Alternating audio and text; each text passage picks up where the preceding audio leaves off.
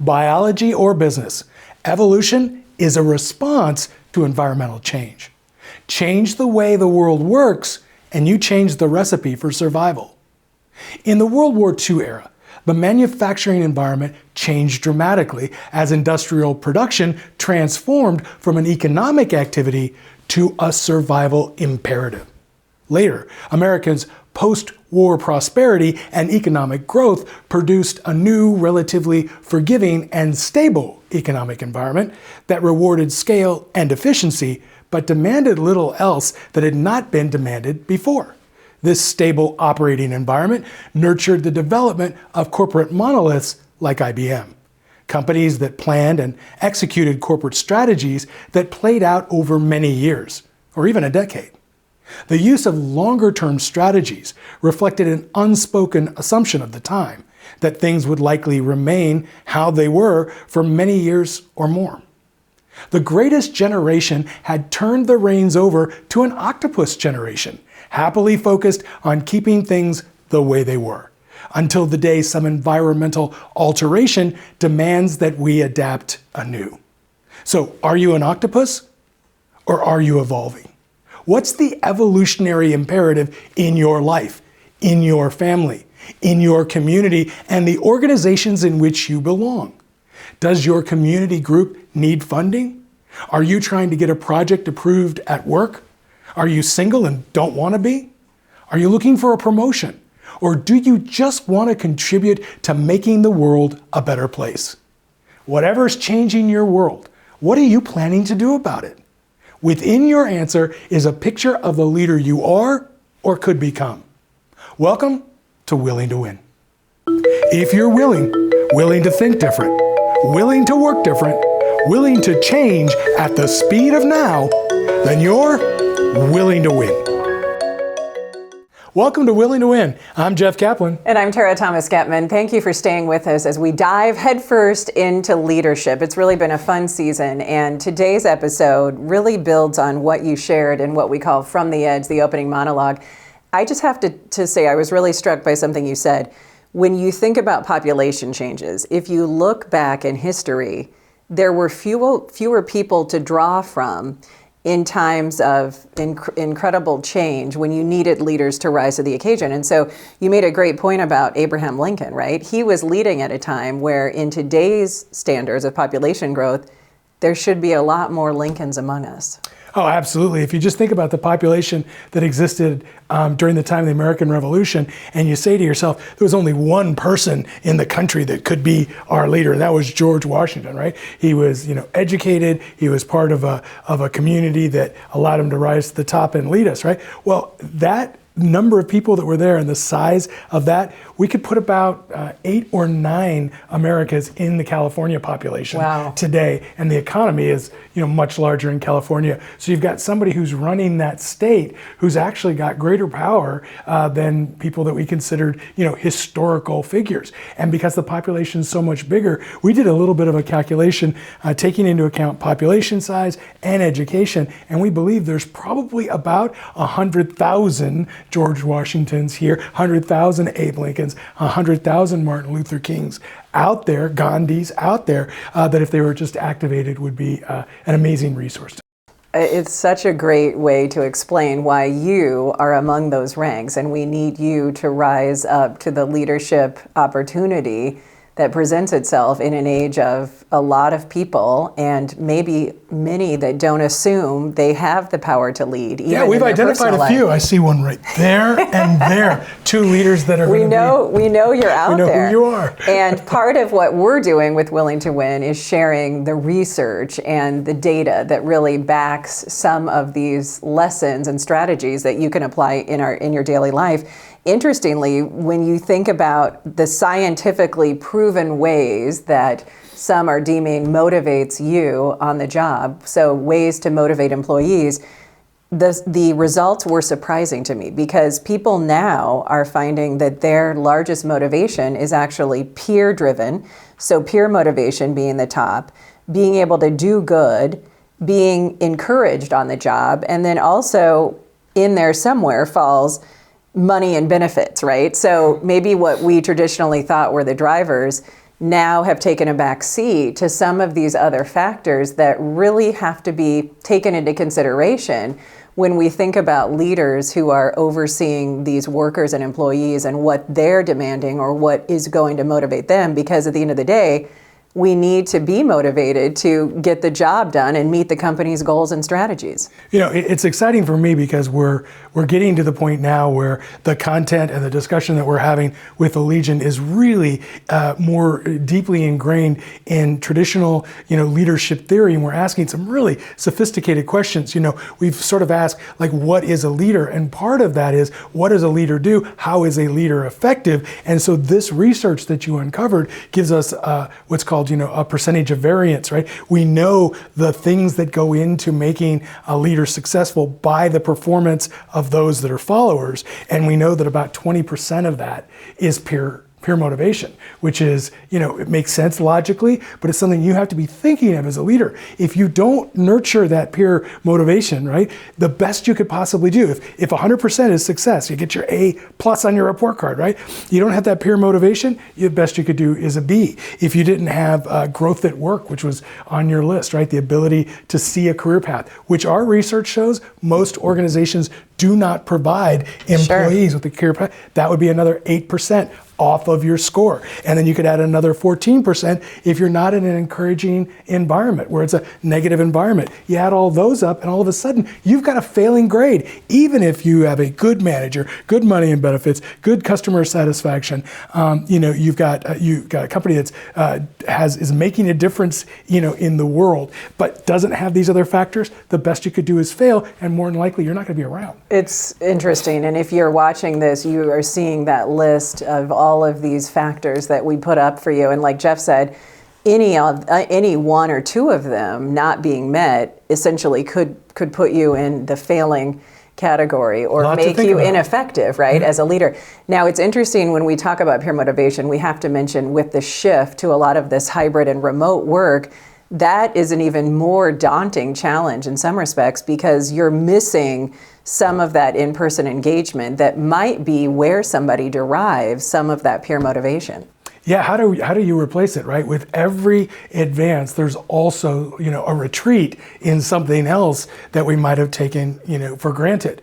For a long time, we've believed that there are really two types of knowledge in an organization. There's explicit knowledge, that's the stuff that's written down and understood, right? And then there's the bigger chunk of knowledge, which is tacit knowledge. That's the knowledge in our brains, it's our experience, it's knowing how to do what it is that we do, and that was typically shared by the water cooler, which doesn't exist in the same form. Yeah, it's definitely different in that we're going to have to find new ways to still motivate people in the same way that we were motivated maybe 20, 30 years ago, but we really didn't acknowledge because everybody was saying, no, they just care about their paycheck. When in fact, there were deeper emotional attachments that we had to work. And now, isn't it great that we're in a place as a culture where we can have these discussions? Absolutely. And it ties into the last episode where you were talking about the leader starting to have freedom to show more and more of who they are as a person, right? Not only does that provide the stuff that helps create a real bond between leader and follower, but it also provides permission to the follower to do the same, right? So we're talking so much about permissions. Sometimes those permissions come just in the example or the eloquence of our example. We're going to come back with Alyssa Nolte, our social light correspondent, to really talk more specifically about some of the leadership impacts on women and how we, if maybe especially you watching as a woman, might feel like, hey, that's really not a position I ever want to assume. We're going to explain why more and more, not only are women assuming these leadership roles, but the men working among us, like our coworker, are encouraging women to move forward and to assume those opportunities as they present themselves. So don't go anywhere. We'll be right back with more Willing to Win. Willing to Win. Welcome back to Willing to Win. You know, one of my all-time favorite movies, to date myself, is 9 to 5. Look, my hands are tied here. The company needs a man in this position. Clients would rather deal with men when it comes to figures. Oh, now we're getting at it. I lose a promotion because of some idiot prejudice. The boys in the club are threatened, and you're so intimidated by any woman that won't sit at the back of the bus. Spare me the women's lib crap, okay? And if you remember that scene that I love when Lily Tomlin, by default, gets to be put in a leadership role, and she institutes flexible work, a daycare on the premises, and when the guy who's above the horrible boss, that is the villain in the movie, comes in to check on what's been going on in their company, he realizes how happy all the employees are, and there is a direct correlation with the changes Lily Tomlin made, because for the first time, she had a perspective as a woman that had never been considered by the previous male leadership. So the reason I bring that up is because what we do know, and what Alyssa Nolte, our socialite correspondent, is here to share, women being put in leadership roles that maybe were traditionally reserved for men, they can actually change the culture and the environment in ways that are probably underestimated until we look at the research. Socialite. Absolutely. So the interesting thing is, it's not just them coming on board and making changes, adding an on-site daycare.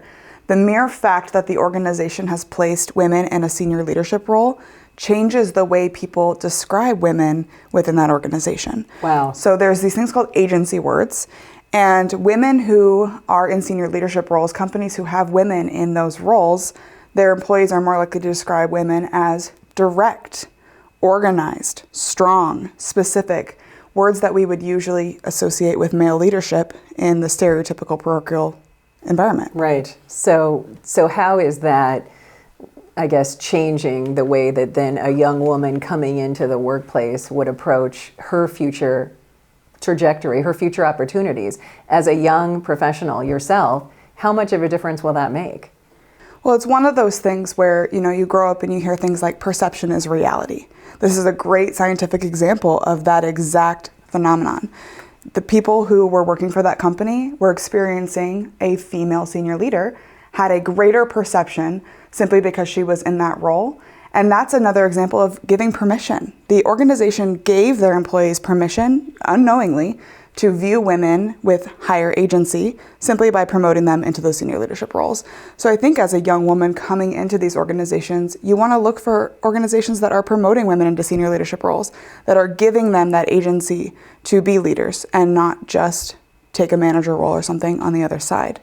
Absolutely, and we have to give a feather in the cap of Lyft, the company we work with, because out of the senior leaders, it's a majority women, which is perhaps unusual when you think of some of the traditional companies, in this case, that started out of the technology sector. Yeah, absolutely. And it's interesting because you look at a lot of these companies that have been around a long time, and it's pretty obvious they were created by men. Right? And so, it was a comedy, 9 to 5, that was introducing all these things that would seem obvious if a woman had created the organization, that they would be a part of it. And now we're starting to see that come to fruition. But we're also seeing some things we hadn't imagined before, and that is that these issues, especially with women in leadership, are far more complicated than we'd imagined. As you guys remember, I did a lot of work with Procter & Gamble about 10 years ago. Absolutely fantastic company. So proud to be associated with them. But in doing that work, what we found is at the time, and this was 10 years before all these movements, everything, Procter & Gamble was out there, and they were making a concerted effort to hire more women at the the entry class than men, like 60-40, in hopes that they would then rise up through the system that they had tried to make so that it was absolutely fair game for both sexes, right? To have them rise up. But what they found is a few years later, the proportion of male-dominated leadership was still there and females less represented. And it wasn't about the system, and it wasn't about the first hire. What it was about was the idea that women, because of their roles in society outside of work, are the first to be called upon when someone in the family needs help, has to be taken to a doctor's. They now participate in large numbers alongside men in the military. There's all all these different reasons why women needed to pull themselves out of the workforce. As a matter of fact, women in our research, we found, were 4 times more likely to have a break of a year or more in their career, and not just from child rearing, from all of those other things that I mentioned in their career, which put them at a distinct disadvantage. So one of the things that we're working on and still are working on to this day is how do we take the emphasis off of onboarding and create a new emphasis on reboarding folks that have been away for a while. And if we do that, we bring somebody back after they've been gone for a few years or a few months to do something with the family, and we give them the skills they need to sort of reintegrate and get back to the place they were at when they left. Well, what does that do with the people that were behind that said, hey, wait a second, I've been here every day. And you know, now this person, it seems like, is getting what would seem to them an unfair advantage to now move ahead, even other women, right? So it's a very complicated discussion on how do we get to have leadership representation equal with women, or at least on par to what the population should be, which would be more than half, you know, in our companies. And it's a really difficult formula to figure out. Well, it is interesting because we as women would understand sometimes what that challenge is to balance the work and home life. And I know as a former news anchor, to go on maternity leave, no one's covering for you because you're physically not on the air. I mean, they know that you're gone. It's not the kind of job that you could shift to doing remote, at least not in those years that I worked it. So it was interesting when I had a female coworker who was then preparing to go on maternity leave. I was asked by management if I would fill in on her morning shift during her absence. And I remember gladly accepting that, even though it was taking me off of the primetime slot in the evening. I was so happy to sort of extend that courtesy to help cover for her, knowing what it's like as a woman, as you defined, where often we are by default, the ones who take on some of the child rearing. Physically, we have to if we're the ones that are having the biological child. So it is great to see that we're not only evolving beyond the stereotype of not being able to have that permission to strike the work-life balance, but it's great that we're even comfortable now having those conversations in professional settings. Yeah, I agree. That's what I guess from a leadership standpoint, male leaders like yourselves and others are doing differently than decades past, when, you know, the joke that you've shared before, which isn't a joke, but upon reflection, it's a horrible concept of a woman thinking she was having a party to celebrate her having a baby when it was really her going away party. I mean, I always think about that as... If you didn't watch that episode, we examined the story of a woman who basically told her boss that she was pregnant. She was one of the first executives in a consulting firm that had never had a female executive before. And so they threw her a party, and she was very excited about the party, thinking they were celebrating the fact that she was about to bring this great new life into the world, when in fact they just assumed that that meant she was leaving her job forever. So she's going in for a party, but didn't know until after a few minutes that was her going away party. And that just shows you men are from Mars, women are from Venus. Yeah, it's crazy. I mean, sadly, thinking back during those times, like the movie 9 to 5 reflected, it's not surprising. Alyssa, who's much younger, you've experienced some of the same gender stereotypes. You were in a position where you were doing some payroll and accounting, and yet had to defer to a male colleague when dealing with certain clients. Talk about that. Yeah, there's all these times where I had to deal with, you know, in a sales role, I'm doing the scoping, I'm doing the pricing, I'm putting together, you know, what is it going to cost and how much are we going to invoice you for? And I had this one client who would deal with me on all the details of what we're going to do for them, how we're going to deliver it, how quickly we're going to deliver it, all of that kind of information. But when it came time to talk price, he absolutely refused to have that conversation with me. He would only do it with my business partner, who was an older male gentleman. And so I have this distinct memory of sitting in our office, and he's on speakerphone, and I'm standing next to him, writing down responses as they're negotiating the price of our work. And of course, this coworker of mine didn't have the wherewithal. It wasn't his skill set to do the pricing. He wasn't deeply ingrained in how that came together, but for the sake of the deal, we needed him to kind of be my front man when it came to closing the deal. Yeah, but it does make sense because it's not like you could take the check and go to the bank and deposit it on your own without your husband there to help you do that. Oh, that's crazy. That's crazy. You came across the same thing. You were telling me a story about when you were doing an interview, and somebody was saying that that you might not be appropriate for that job. The thought there was that my expectation was that I was going to have a butt in seat from 8 to 5 every single day, no matter what happened. And I have a son who has medical issues, so we see a lot of specialists, and one of those specialists require us to leave.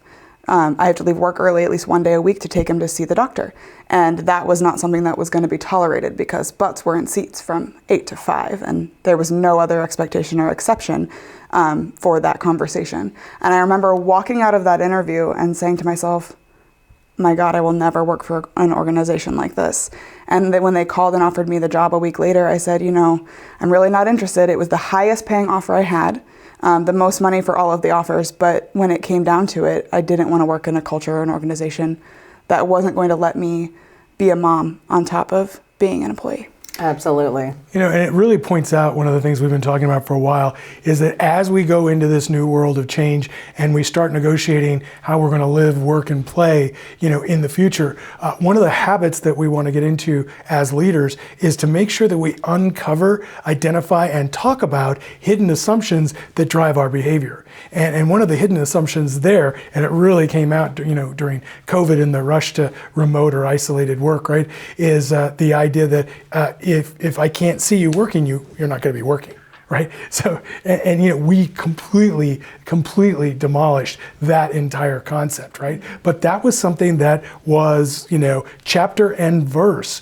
from organizations around the world. That's just the way it was. If the butt isn't in the seat, you can't be doing the job. And we found that we could probably allow for a lot more flexibility and still end up with, productivity that's equal to or greater than anything we've had before. Well, to follow up on that, Jeff, it's hard to change that mindset for a lot of our organizations. So, in your experience, how would you develop that framework for better and healthier conversations about work-life balance for organizational leaders to communicate their vision? Yeah, the first thing I would do is we're developing a series of activities that will help people uncover the hidden agendas that drive your life. I can see it right this Saturday on NBC. We're going to have a 4-part undercover series on the hidden agendas, hidden assumptions that drive your life. Because so many of us, have had to live either our entire life or big portions of our life under assumptions that if we just talked about them, and then brought them out to the surface, we can see how absolutely ridiculous they are, right?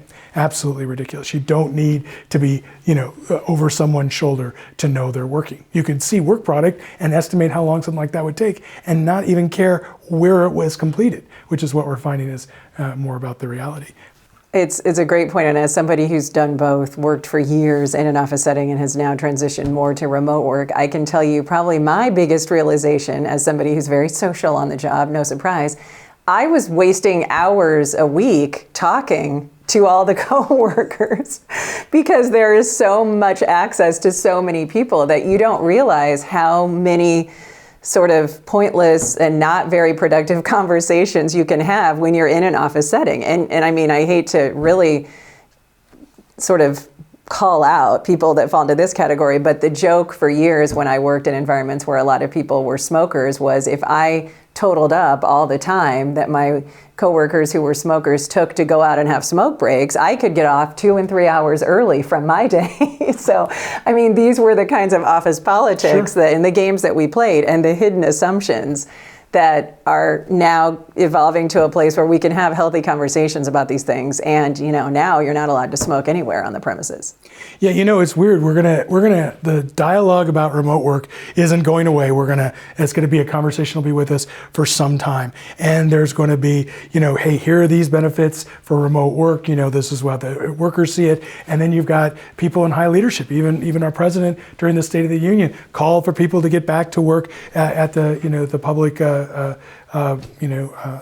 entities and administration and bureaucracies that are run by our government, right? And the idea of, do we need to be there, for physical work is something that we're going to answer. But I really think the way it'll be answered is through economics. We know that with the move to remote work, organizations started examining just how much of each dollar that they generate is spent on facilities to house those people at work, and the estimates vary between 10 and 15%. But if you think about unleashing, just freeing up 10 to 15% of all the expense paid by all the organizations in the country, oh my gosh, what an economic boon that is. I think that's too enticing for us ever to see, this big, the pendulum go back and swing really far in the other way, bringing folks back. I think it'll come back in selected places, especially for public works and public administration and bureaucracy. The public still thinks like, we want to see you working to know that my government's working, right?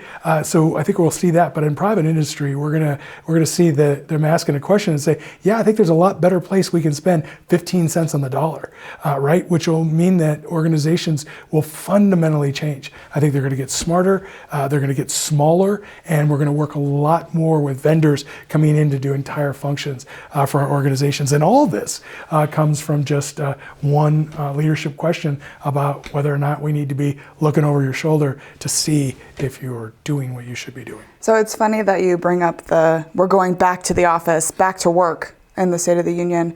There's a lot of people on the internet talking about, hey, I have been working this whole time, so I don't know why you're saying we're going back to work or coming back to the office. Like, I have been working this entire time. Now, some industries have been hit harder and they haven't been able to have their normal, labor production. But a lot of people are saying, I'm really offended by it's time to get back to work message because they've been working this whole time. It's a great point, and it's all good information that we're sharing, and that leads us to asking you the question for this week's episode. We're talking about leadership, specifically how much information is impacting all of the decisions that we make on and off the job that lead to influence and leadership outcomes. So what are the thoughts that we can take away as we move into our week ahead?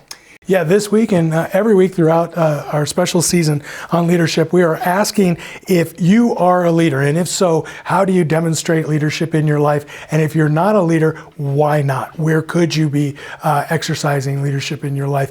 And in this particular episode, we're going to extend that question to you and ask how access to information, like the information that Tara shared with us today, and are looking at it from a report card standpoint and seeing exactly what are all the elements that go into creating this great leadership recipe in terms of organizational production. When you look at that, asking yourself really how would information change your perspective of leadership, and how would you use information to inform your followers and make sure they know they have the permissions they need to do their jobs. And as long as they're in their chair so that I can see them working, everything will be fine. That's great. Well, we've been talking about leadership this entire season. Our first episode, we touched on really, as Jeff said, the basic level of understanding what leadership is, and then we looked into how we can exercise it in an environment that's forever, perpetually changing. That's the one consistent. Today, we're talking about how we access and consume this information and then use it for good when we execute our leadership opportunities. And next week, we have a great opportunity coming up as we close out our episode, how you can exercise leadership, not just to help yourself, but to help others. Because at the end of the day, and what we know from Alyssa's generation and the younger generations behind her, is people have a bigger sort of responsibility in that they don't want to be so self-centered, but to be more benevolent and to really help the collective good. So I admire that about the younger generations. Congratulations. If you want to hear more, go to our website, willingtowin.org. That's willing2win.org. We're also out there on YouTube, many social media outlets. So tag us at Dr. Jeff Kaplan is the way to connect with us through a social platform, or hashtag W2W Legion, and join our Legion right here at Willing to Win. Thanks for watching. These episodes are the first reports filed from the front lines of change, where a growing legion of individuals and organizations are discovering what it takes to win and stay winning in a world defined by change and driven by interconnected human networks. Willing to Win is produced by Lift Productions. Guests on the program are not compensated, nor is their appearance representative of the Willing to Win views. Willing to Win does not necessarily endorse any people, products, or services.